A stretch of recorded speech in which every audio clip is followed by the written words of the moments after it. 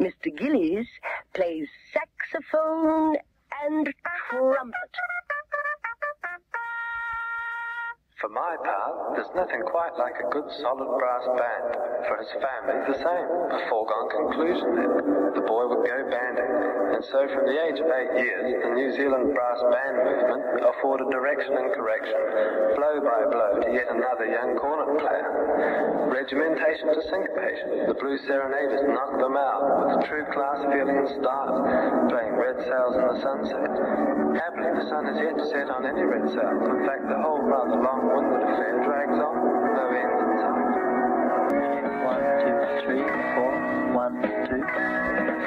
The group shares the musical influence of the Beatles and a lot of other early 60s English rock music, and in fact late 60s as well. It was around about the 70s where we perhaps, as we started writing our own music, became less and less influenced, as it were, by contemporary music and started to listen to a lot more classical music.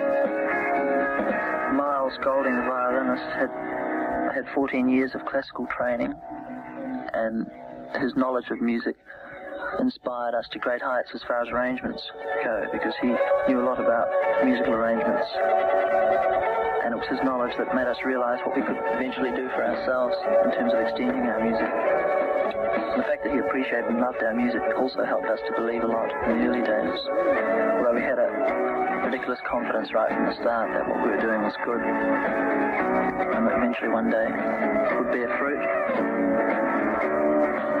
One of the strange things that happened in those times was because of the fact of our total involvement in what we were doing, we lost touch with a lot of old friends, and people found us a bit strange and a bit cold, I think. But this was purely because we were so involved. We didn't think about anything else, basically, during those first 6 months or so. The mad rush of all the first songs.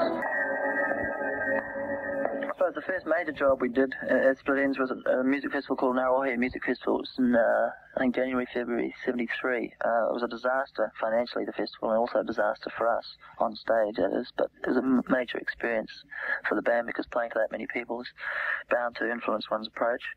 After that, we did a university tour, which was the first means we had of becoming nationally known, and recorded our first single.